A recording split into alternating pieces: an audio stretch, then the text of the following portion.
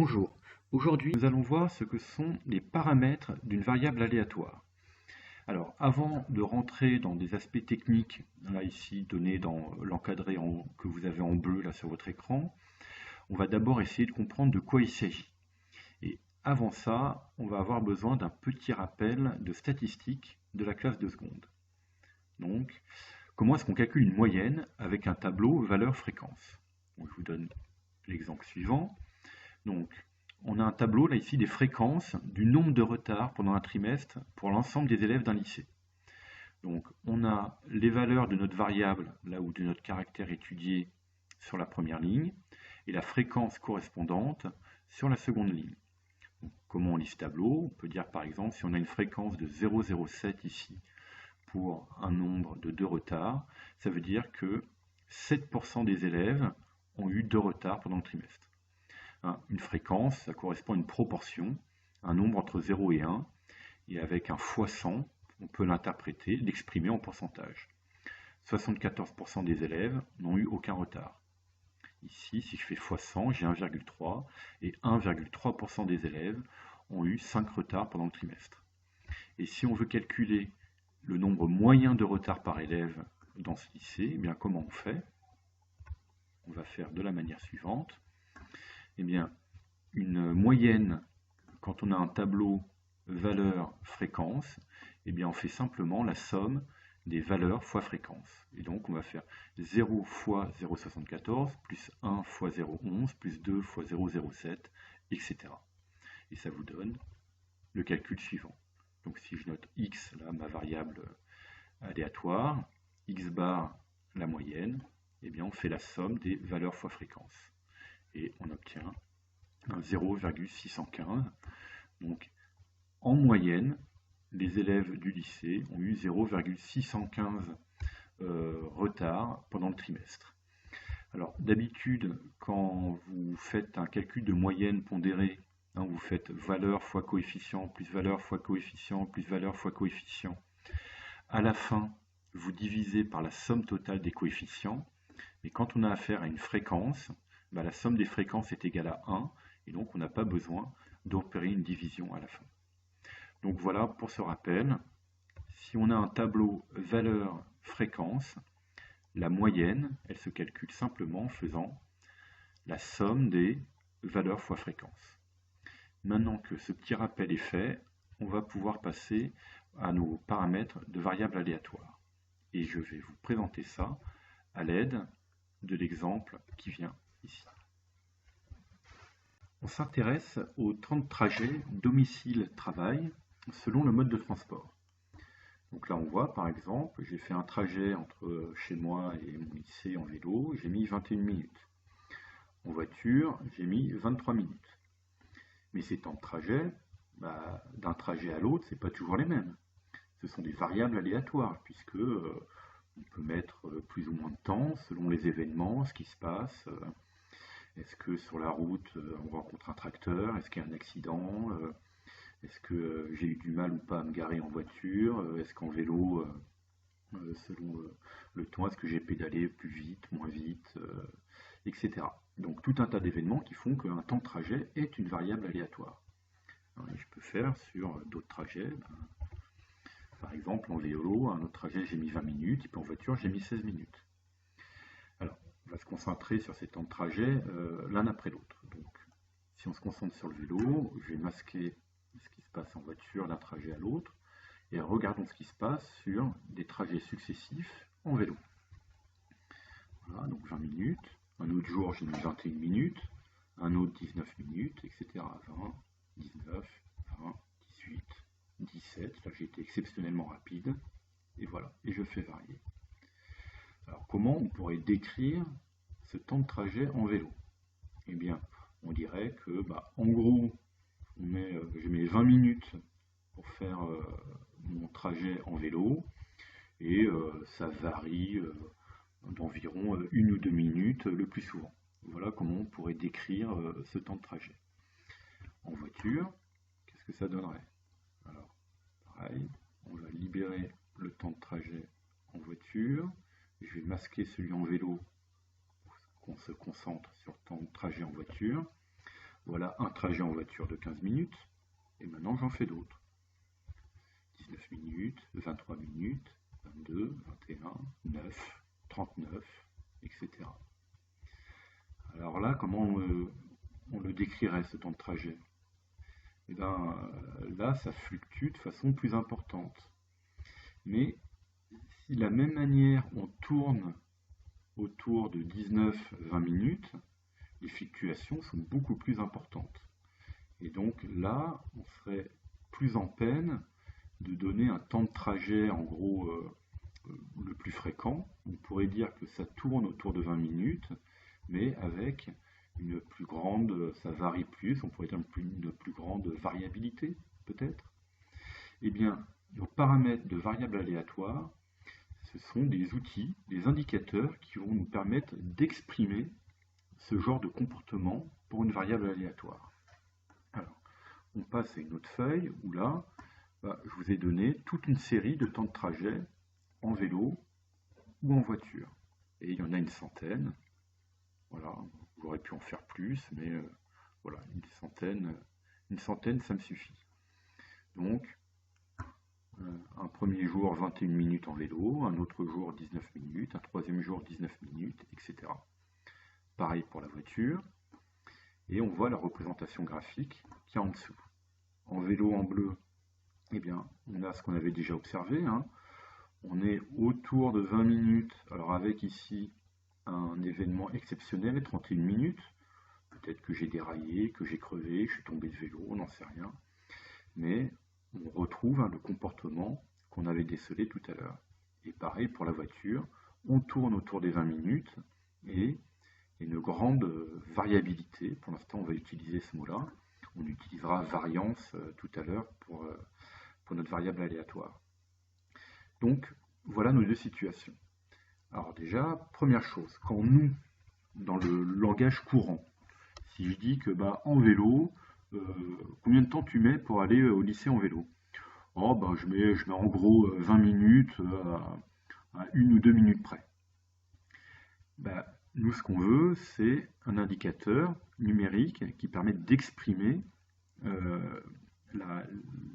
les caractéristiques de ce temps de trajet. Alors déjà, quand on dit que on met comme ça, oui, je mets en gros 20 minutes pour faire mon trajet. Alors, à votre avis, quel indicateur connu nous permet d'exprimer cet état de fait? Eh bien, c'est la moyenne. Sur un grand nombre de trajets, sur une centaine de trajets, si je calcule la moyenne sur tous ces trajets-là, du temps que j'ai mis pour aller au lycée, eh bien, effectivement, sans surprise, j'obtiens la moyenne, j'obtiens environ 20 minutes que j'exprimais, moi, par expérience. Et pour la voiture, on va faire pareil. Si on calcule la moyenne de mes temps de trajet sur un grand nombre d'expériences, là, ici, on obtient 19. Et on va dire que, en moyenne, ça n'est qu'une moyenne, ça fluctue, ça peut fluctuer énormément, selon les cas, mais en moyenne, en voiture, je mets 19 minutes, et en moyenne, en vélo, je mets 20 minutes. Donc en moyenne, il y a 1 minute d'écart sur mes temps de trajet en vélo ou en voiture. Et on voit qu'ici que exprimer simplement une moyenne, ça ne donne pas beaucoup d'informations, puisque la moyenne n'exprime pas ces grandes variabilités pour la voiture et ces faibles variabilités pour le vélo. Alors, nous, ce qu'on veut maintenant, c'est avoir un moyen d'exprimer, de quantifier cette grande variabilité d'un trajet à l'autre en voiture ou cette faible variabilité d'un trajet à l'autre en vélo. Et bien pour ça, il faut réfléchir un petit peu. En fait, ce qui nous intéresse, c'est savoir dans quelle mesure, par exemple pour la voiture, ici, en rouge, dans quelle mesure est-ce que les valeurs s'écartent de la valeur moyenne. Pour la voiture, les valeurs ont tendance à pas mal s'écarter de notre valeur moyenne qui est 19. Alors que pour le vélo, les temps de trajet, donc les valeurs de ma variable, ont tendance, parfois exceptionnellement, mais elles ont tendance à peu s'écarter de la valeur moyenne. Donc, on veut mesurer l'écart entre les temps de trajet et le temps moyen. Eh bien, quand on parle d'écart, on parle de l'opération de différence. Donc une première idée, c'est d'étudier les différences entre les temps de trajet réalisés et la valeur moyenne. Alors pour ça, donc ici là, je vais faire une petite manip. Je vais sélectionner les valeurs, donc ici et là, hop. Donc on va de A2 et jusqu'à 100, donc c'est CX12. Je sélectionne, je copie, je colle et on va modifier un petit peu nos tableaux. Donc, je vais étudier les écarts entre les temps de trajet réalisés et le temps de trajet moyen. Donc là, je vais modifier mes tableaux et dans cette cellule, je vais plutôt mettre que c'est égal au temps de trajet réalisé moins le temps de trajet moyen. Alors ici, je vais arrondir à 20 pour faire simple. Voilà. Et ça, je vais le répéter pour toutes mes mesures. Donc, je copie. Et ensuite, je vais copier ça sur le reste des mesures. Voilà. Donc, j'ai un nouveau tableau. Et pour chaque jour, j'ai ici, dans cette seconde ligne, que je grise là, l'écart entre le temps réalisé et le temps moyen. Premier jour, j'avais mis 21 minutes. C'est un écart de plus 1 avec le temps moyen, qui était de 20. Le jour numéro 2, j'avais mis 19 minutes. C'est un écart de moins 1 avec le temps moyen. Et je fais pareil pour toutes les autres valeurs. Et là, je me dis, je vais mesurer l'écart moyen que j'ai, en moyenne, quel écart j'ai avec mon temps moyen qui est de 20. Oui, et je calcule la moyenne de tout ça et qui apparaît directement ici. Donc là, c'est écart moyen avec la moyenne. Voilà, je modifie un petit peu ici. Voilà. J'ai un écart moyen de 0,04 minutes. Ça ressemble pas trop quand je disais que oui, je fais 20 minutes, plus ou moins 1 ou 2 minutes. Bon, on va voir un peu ce que ça donne avec la voiture. On va faire la même chose. Là ici, dans cette ligne, je vais mettre mes écarts avec ma moyenne de 19. Donc c'est égal ce que j'avais fait en voiture, paf, moins le 19, j'arrondis, hein, pour faire plus simple. Voilà, moins 16 minutes, c'est moins 3 par rapport au 19. Et maintenant, là, on copie la formule sur le reste du tableau.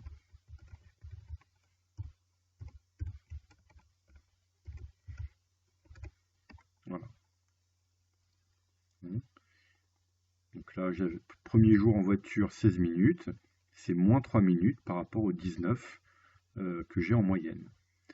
Deuxième jour 19 minutes, c'est un écart de 0 minutes par rapport à mon trajet moyen de 19 minutes. Et pareil, si je prends une valeur positive, là 21 minutes, j'avais mis 2 minutes de plus que le temps moyen de 19 minutes.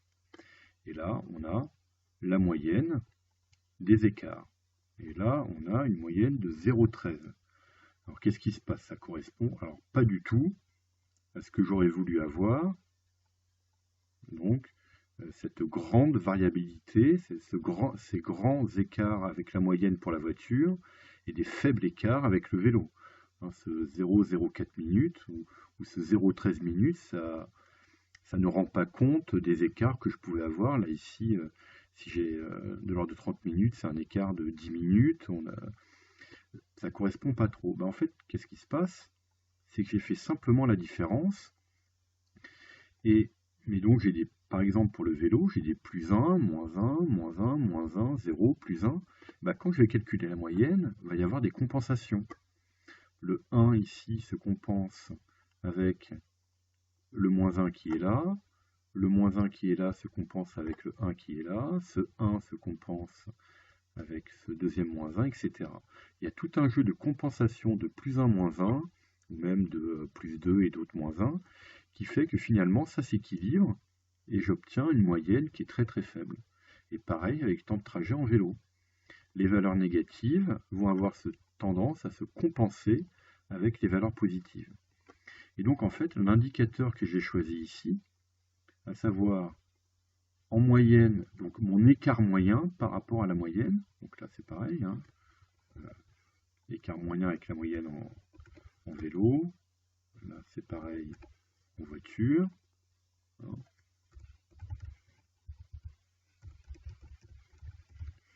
Ben, ce que j'ai choisi, ça ne correspond pas.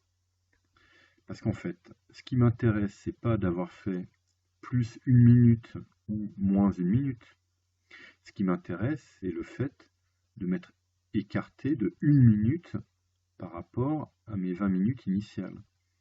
Donc c'est pas le plus 1 ou le moins 1 qui m'intéresse, c'est un écart de 1. Donc en fait, je voudrais effacer l'information de signe. Si j'avais les écarts à la moyenne.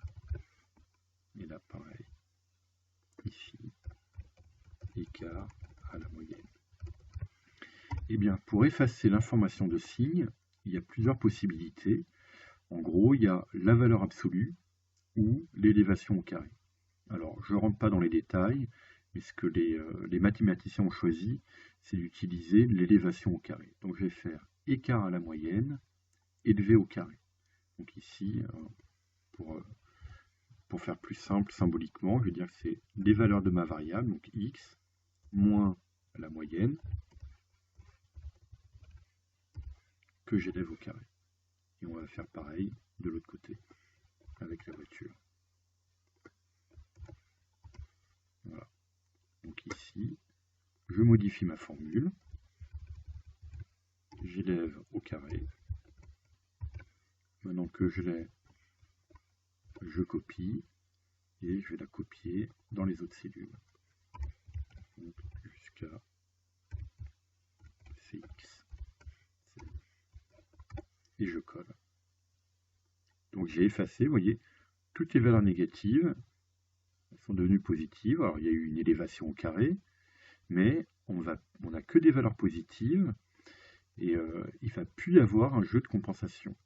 Et donc cet écart moyen alors avec la moyenne, donc maintenant ici on a une moyenne de cette série, donc c'est plutôt l'écart avec la moyenne, donc ça va être plutôt la moyenne des écarts, donc c'est x moins le temps moyen au carré.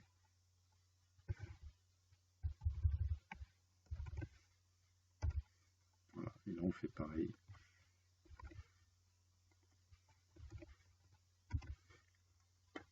Donc là on va faire ça.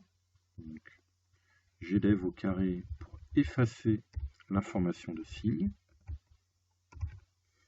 Et on va recopier ça sur toute la série.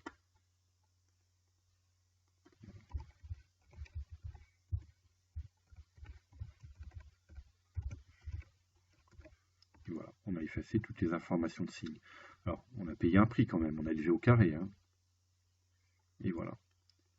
Et maintenant, ici, on mesure bien, donc là, on a des petites valeurs positives à chaque fois. On s'écarte peu de la valeur moyenne et on obtient une petite valeur ici. Et alors qu'avec la voiture, on a de grandes valeurs, donc on s'écarte beaucoup de la valeur moyenne et on obtient au final une moyenne élevée.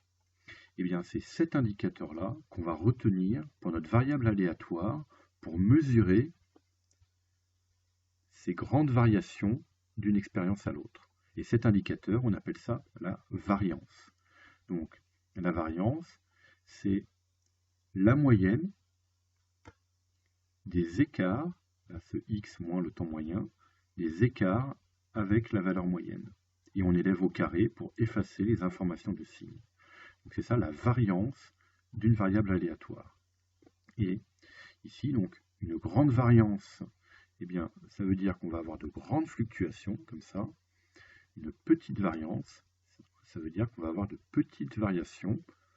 On ne s'interdit pas des valeurs exceptionnelles, hein, ça arrive, mais comme on calcule une moyenne, on va quand même pouvoir rendre compte de ces faibles fluctuations en moyenne. Voilà donc comment on va calculer ce que représente la variance d'une variable aléatoire. Alors, avant de revenir au cours et d'étudier un petit peu les formules, peut-être on peut voir un autre mode de représentation, c'est celui-ci. Voilà. Donc, les données, on les représente différemment. Donc, je mets les temps de trajet possibles. Voilà, ça va jusqu'à, là, dans mon expérience, jusqu'à 40 minutes. En vélo, je compte le nombre de jours, le nombre de fois où ce temps est apparu. Donc là, ça apparaissait jamais, hein. Il faut aller voir plus loin, sur des temps ici plus proches de la valeur moyenne 20, pour voir apparaître des apparitions de cette valeur pour le vélo. Et on fait pareil avec la voiture. Et on regarde la distribution, ce qu'on appelle la distribution des temps de trajet. Voilà. Donc, en abscisse, on a les temps de trajet possibles. En ordonnée, on a le nombre de fois où c'est arrivé. Et on voit ici avec les vélos, pour le temps de trajet en vélo en bleu, on a une forte concentration des valeurs autour de notre valeur moyenne. Et pour les temps de trajet en voiture, on a une plus forte dispersion des valeurs. Donc on se concentre quand même un petit peu autour de la valeur moyenne, mais on est capable d'atteindre des valeurs beaucoup plus basses, éloignées de la moyenne, ou beaucoup plus hautes, encore éloignées de la moyenne de l'autre côté. Ces deux représentations graphiques, retenez-les bien, puisqu'elles arrivent fréquemment, et quand on a une grande variance, on va souvent rencontrer des distributions qui ont cette forme-là. Une concentration, une certaine concentration autour de la valeur moyenne, mais on s'étale quand même sur les valeurs possibles. Alors qu'avec une faible variance, on a une grosse concentration des valeurs de notre variable autour de la valeur moyenne et très peu de valeurs éloignées de cette valeur moyenne. Et bien maintenant, on est apte à comprendre les formules du cours. Donc, on va le revoir. Donc là, c'est tout ça dans l'encadré bleu. Donc, on se donne une variable aléatoire sur un univers ici qui prend différentes valeurs. x1, x2, xn. Donc ça, c'est les temps de trajet possibles. Et les probabilités pour chaque temps de trajet. Donc pour chaque valeur de ma variable. Eh bien, comment est-ce qu'on calculait une moyenne tout à l'heure? On avait vu quand on avait un tableau valeur-fréquence. On faisait valeur fois fréquence, plus valeur fois fréquence, plus valeur fois fréquence, etc. jusqu'à valeur fois fréquence. On faisait la somme des valeurs fois fréquence. Et bien là, on va faire pareil, sauf qu'on va faire la somme des valeurs fois probabilité, plus valeur fois probabilité, etc. Puisque finalement, une probabilité, en quelque sorte, c'est une fréquence. Hein. La probabilité d'un événement, c'est la fréquence à laquelle apparaît cet événement lorsqu'on réalise un grand nombre de fois cette expérience aléatoire.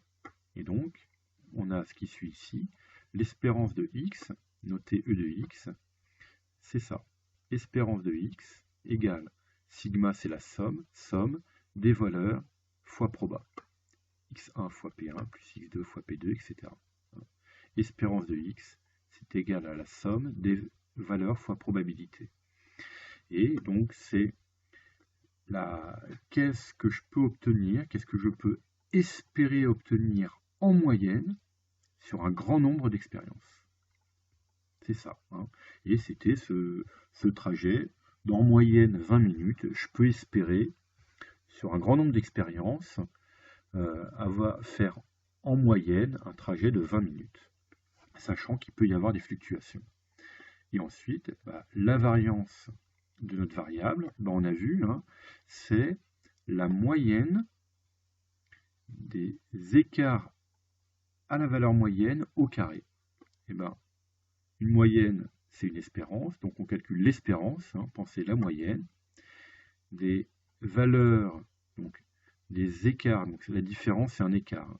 Donc les écarts des valeurs par rapport à la valeur moyenne, donc l'espérance, que j'élève au carré. Alors il y a un résultat qu'on admet, hein, qui est pratique pour faire les calculs, c'est que c'est aussi, la variance, c'est l'espérance des valeurs au carré, moins l'espérance, hein, donc la moyenne au carré. Voilà.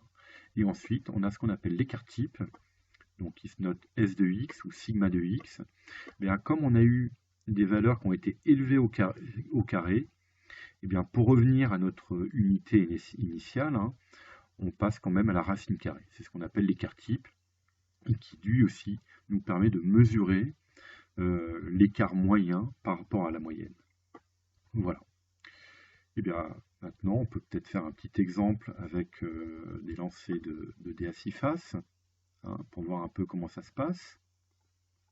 J'ai ici, là, si on a notre variable aléatoire qui est donc la somme de 2 dés à 6 faces bien équilibrés. On avait vu, eh bien, notre somme, elle peut prendre les valeurs entières de 2 jusqu'à 12, hein, avec mes 2 dés à 6 faces. Et voilà les probabilités qu'on a été capable de calculer. Eh bien, pour calculer la moyenne, qu'est-ce qu'on fait? Enfin, l'espérance de notre variable. Donc, l'espérance de x. Qu'est-ce qu'on fait? On va faire 2 fois 0,03 plus 3 fois 0,05556, etc. La somme des valeurs fois probabilité. Vous pouvez essayer, vous, dans votre coin. Alors ici, sur un tableur, il y a une formule qui marche bien, c'est SUMPROD. On fait la somme des produits. Donc je fais la somme des produits de valeurs fois probabilité. Ça correspond à une moyenne, puisque la somme des probabilités est égale à 1, je n'ai pas besoin de faire une division à la fin. Et donc on a une espérance de 7. Si vous jetez 2 dés à 6 faces, vous faites la somme, vous réalisez un grand nombre de fois cette expérience, eh bien, on peut espérer obtenir en moyenne un 7. Donc si vous jouez à un jeu là où vous jetez 2 dés pour savoir de combien de cases votre pion avance, eh bien, en moyenne, votre pion il va avancer de cette case. Et maintenant, la variance, savoir comment les valeurs fluctuent autour de la moyenne, eh bien, il faut recopier votre tableau, créer un nouveau tableau, une nouvelle variable. Donc maintenant, avec les valeurs, donc c'est x moins l'espérance calculée qui était 7, hein, que j'élève au carré. Donc ici, on va mettre égal la valeur qui m'intéresse, moins l'espérance calculée 7, je l'élève au carré. Je copie ça. Et voilà. Et maintenant, la variance de x, qu'est-ce que c'est? C'est la moyenne de cette nouvelle série. Et on a vu là, pour calculer les sommes de valeurs fois proba sur un tableur, on fait SUMPROD, donc c'est la somme des valeurs prises une à une fois les probabilités prises une à une.